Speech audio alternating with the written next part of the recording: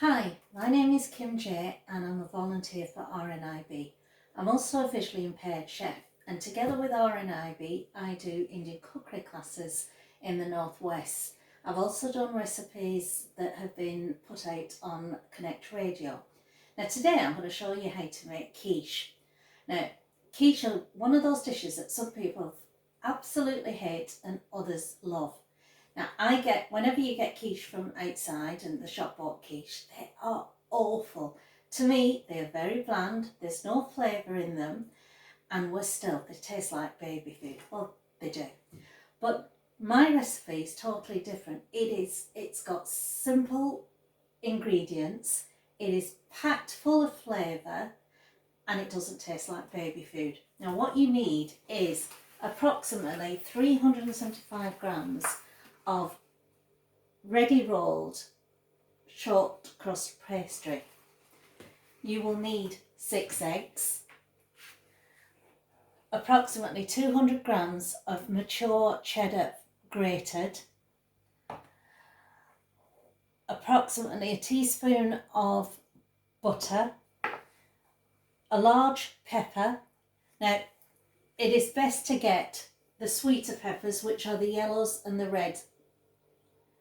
You will need mixed dry herbs, about a quarter teaspoon, 4 asparagus, and about half a garlic. You're also going to need salt and black pepper to taste. And those are your ingredients for a quiche. Now you will also need a flan dish. Now I've got one here that is approximately 20 centimetres and it's about 3 centimetres deep.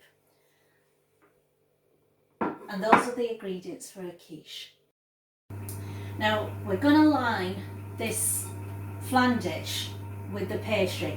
What I've done is, with a little bit of butter, I have greased the flan dish, both the sides and the bottom. Make sure it's well greased. Now I've got the ready rolled pastry. If you want to, you can make your own, but I tend to find that with a ready rolled pastry it's a lot easier, especially when you're visually impaired. Now whenever you buy a ready rolled pastry and it's been in the fridge, take it out and leave it out for a good sort of 10 minutes, because it makes it easier to unroll. So I'm unrolling this pastry very, very carefully. Now if it breaks, which quite often it does, don't worry, just roll it up and then you can do a full roll. That's your sheet of pastry. And you put it down on a pastry board. Now I'm going to lightly flour one side and I'm going to lightly flour the other side. And I'm going to put it up against the flan dish to see if it's big enough to cover both the sides and the bottom, which this one isn't. So I'm going to roll it out a little just to make it bigger. Now I'm not a lover of thick pastry. One, it's fattening.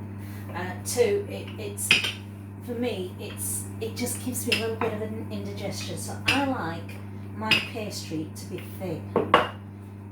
And with the thinness you get a bit of crispy. Again, it's up to taste.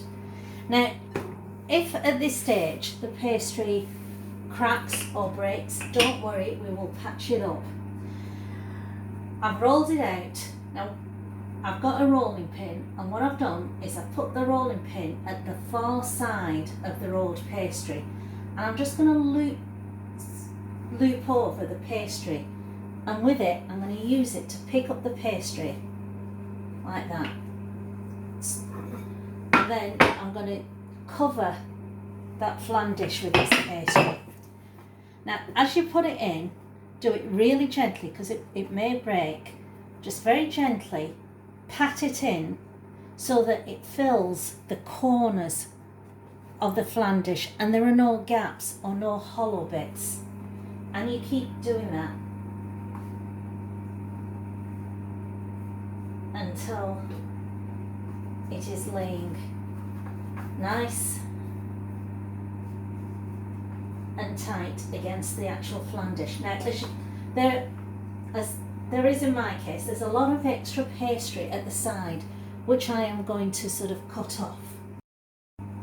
Right, I'm just going to cut off the pastry. Now, I don't want it actually near the edges, so leave like about a centimetre or a 2 centimetre gap.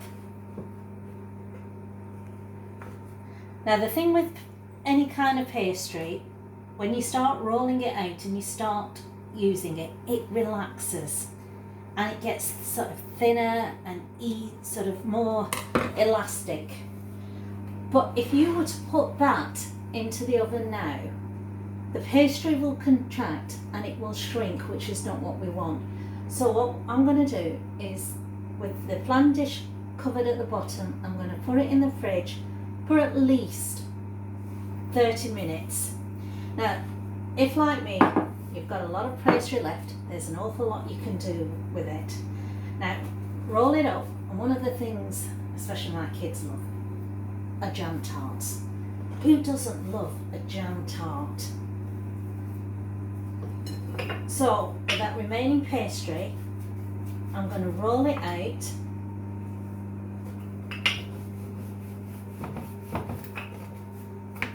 And taking a round cutter, I'm going to cut out some circles.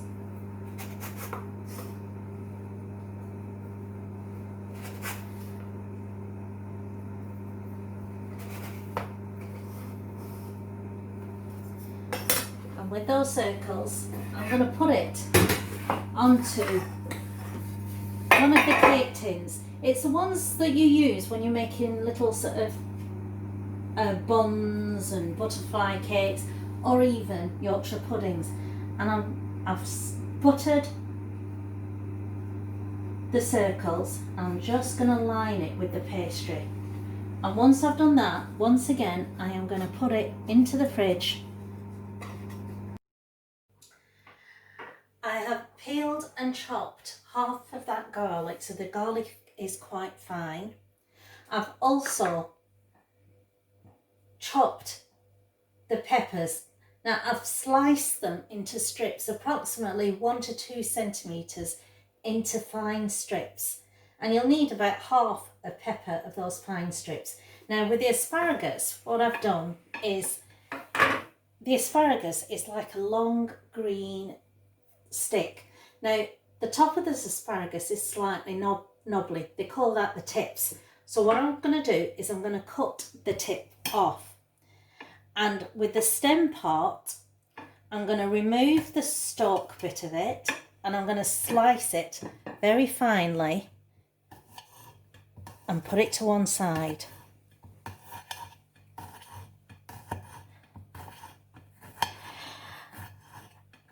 Now,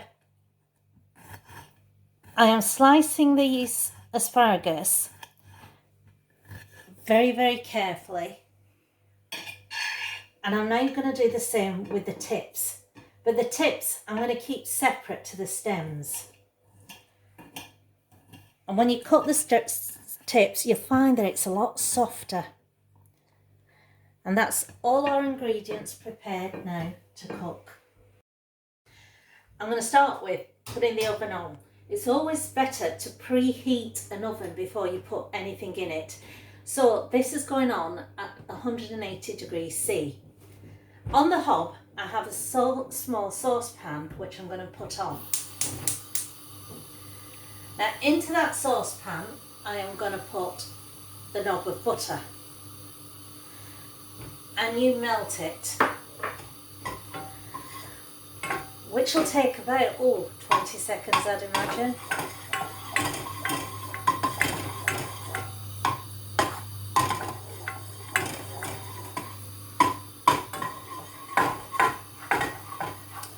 Into that, I'm going to put approximately 1/4 teaspoon of the mixed herbs.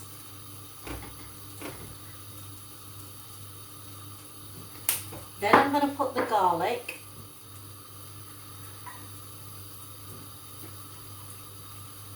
Give it a quick stir, and then into that I'm going to put the peppers. And I'm also going to put the asparagus stems, not the tips, just the stems. I am now going to cook this down. But what I don't want is to cook it on a high heat. You need to reduce the heat of the hob right down to the minimum. This is because you will get a much fuller flavour. The peppers in this asparagus will be soft and they won't be charred. You don't want them to char or to cook too fast. So cook down that mixture for approximately 5 to 7 minutes until it is soft. Peppers and asparagus have been cooking for about 5 to 7 minutes, and you can smell the peppers, the sweetness of them, and it is gorgeous. The mixture, the vegetables feel soft. Now, I know some of you are going to ask, can I use any other vegetables? Yes, you can. The thing with a quiche, it's like an omelette, it's a base, so you can put anything you want into it. Back in the 70s and the 80s, early 80s, the fashion was cheese and bacon quiche. So you can put strips of bacon in it if you want, potatoes, you can use chives, leeks, onions, whatever you want, even feta cheese. I sometimes put cubes of feta cheese in it, and it is just as tasty. Now those peppers are done, so we're going to switch it off and leave them to cool. Now quiche uses eggs. Like I said, it's an omelette, so 6 medium or large size eggs. Now with most quiche recipes, what you do is you break the eggs and you whisk it up, not in mine. Now what I do is I separate the eggs. Now if you can't do this, don't worry, just mix it up together. The texture will be different, but it'll be just as good. Now for someone that's visually impaired, it is very difficult to separate eggs. Now I've learnt over the years by the feel of the yolk. What I've done is I've cracked the egg so it's in 2 halves. I've put the yolk bit into 1 half and let the rest, the white, go into the bowl. Now I put the yolk on one side, the whites I put into a mixing bowl. Now if you find that difficult, the way I originally learnt, before I learnt how to do it by the texture of the egg and the weight of the egg yolk, is you put the egg into your hand, resting it literally on your fingers, slightly open your fingers, and what will happen is the egg whites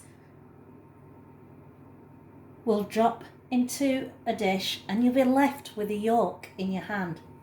So yolk into one mixing bowl and the egg whites into another. And I shall do it again so that you can see. Again, no sight necessary. So you put the egg yolk, the egg onto your hand, resting it in your fingers, slightly open your fingers, the egg whites will run down, leaving the yolk in your hand and into a mixing bowl, and it's that easy. And do that with all 6 eggs. Now we're going to whisk the eggs. So we've got the egg whites in a large mixing bowl, and what you do is you whisk them until they're soft peaks, not quite as hot, sort of hard and dense as you would with meringues, but a soft peaks. Now you can use a handheld whisk, and the best way of getting a good whisk with one of these handheld whisks is tilt the bowl slightly and start whisking. And as you whisk, you're almost lifting the egg whites, and by doing that you're getting air into the eggs. Now me personally, I like using an electric whisk. One, it's easier on the arm, so if you need a good physio workout, a handheld whisk is better. And you just whisk.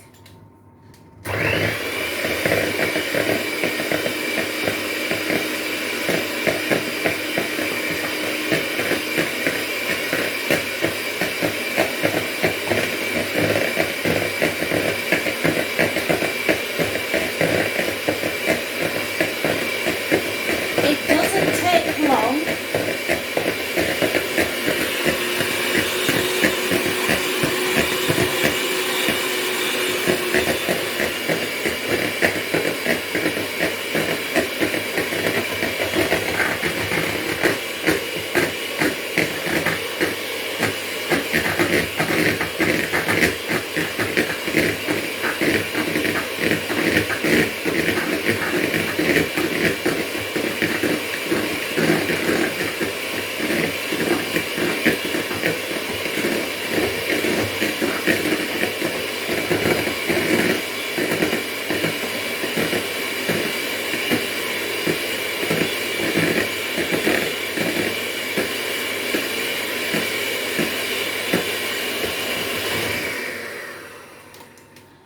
Now what you have is the egg whites have almost doubled in size. They have the same consistency and texture as soft meringue. Now at this stage, what you need to do is put 1/4 teaspoon of salt. You don't need any more than that because remember we've got cheese in there and cheese already has a lot of salt. You need this same amount of black pepper. Now with a spoon, gently fold in the salt and pepper. And as you fold it in, you can feel the density of the eggs. Now you don't want to whisk or beat it because you'll only be beating out the air, which is not what we want to do. Now we have the egg yolks that we've put on one side. I've whisked them together and I'm now going to add it to the egg whites. And I know some of you are saying, well, why didn't you do them all together if you're going to mix them up? It's because we've already built a lot of air into the egg whites and it stays. And you can see how much thicker the mixture is.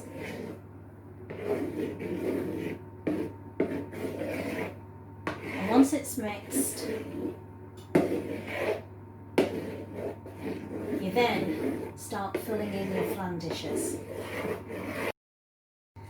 We've now got the flan dish. Now if by any chance, just have a feel of the pastry at the bottom very gently, and if you find any holes, which I don't think mine has, get a little bit of the remaining pastry, thin it out and literally patch up the hole. Now we're now going to start building this quiche. Now what we need to do is the pepper mixture that you cooked earlier, you take a little bit of it, not all of it, and scatter it on the base of the quiche. Like so. You then scatter some of the cheese at the base of the flan dish.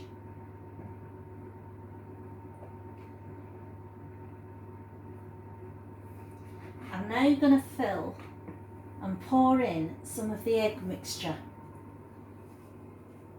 Now, as you pour it in, just gently move it around the mixture that's in there. So you're mixing in the cheese and the peppers.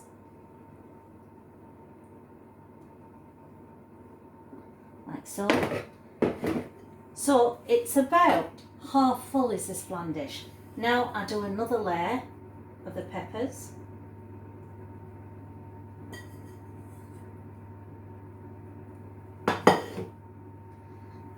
And for those of you who have colour, you can see how vibrant the peppers and the asparagus is in this dish.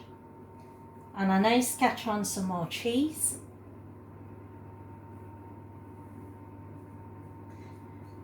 And I pour on some more of the eggs until it is literally on the top.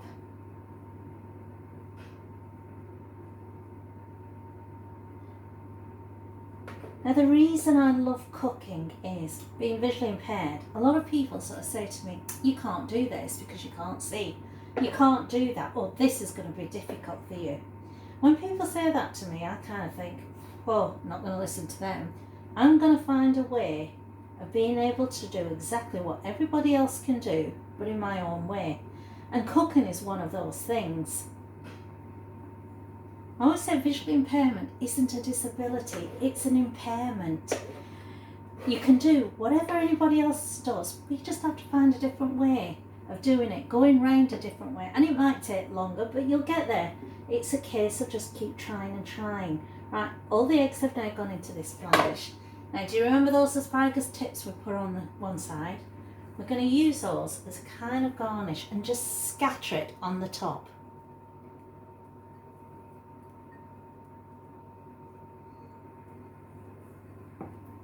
There you go. And to tidy up the dish, we're going to trim the pastry, that extra sort of couple of centimetres of pastry that we left. There are different ways of doing this. You can cut it, or I get a sharp knife. I place it against the flan dish in a vertical direction and then slant it slightly and just slice down. And you can see the pastry comes away so cleanly and it's tidy and you don't have to worry about it. Now it will shrink slightly in the oven. Pastry always does to a certain extent, so don't worry about that. And there you go, a nice quiche. I've put the quiche on a baking tray and I'm going to put it into the oven at 180 degrees C for approximately 30 minutes. I've taken out the pastry that we've already done for the jam tarts and I'm going to fill it with jam. Now I've got raspberry jam here and I've got apple and cinnamon jam which I make. Now you only need a teaspoon in each of the tarts. Right, so peel for the centre of the tart, put a teaspoon in. Don't be tempted to put any more in because when the jam starts heating up, it bubbles up, it spreads out and it becomes even. And if you have too much, it will bubble out and spread all over your tin, which is not what you want.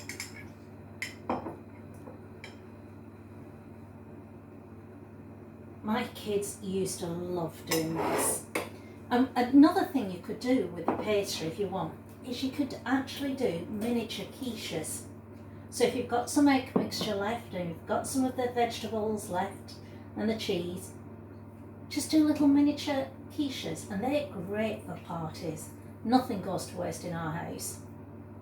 And again, if you have quite a bit of pastry left, make a bigger circle and with cheese, and if you very finely slice white onions, put it into the centre of the circle, fold it in half and you've got a cheese pasty. Not bad for one roll of pastry, is it? Now these jam tarts literally take about 10 minutes in the oven.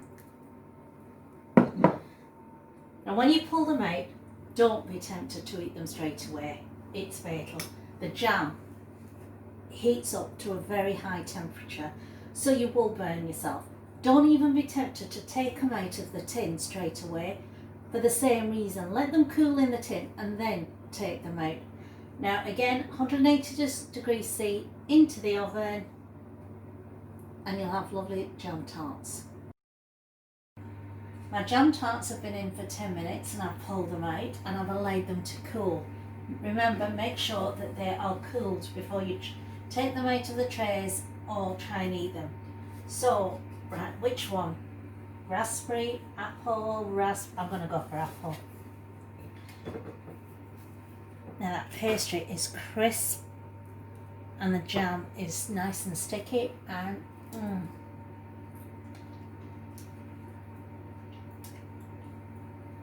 really tasty. It's great to do if you've got kids because they can quite safely fill in the tarts, they can cut out the pastry, and not bad for leftover pastry. The quiche is done, it's come out of the oven. Now the best way to tell when the quiche is cooked is if you feel the centre, not the side, the centre of the quiche, it is firm. Stick a knife into the centre of it and it should come out clean. Now I've cut a slice of this quiche up, and for those of you that have colour, you can see the asparagus and the peppers running through that. And here comes the best bit of the lot. Taste, test. There you go. It doesn't have the texture of baby food, which is brilliant.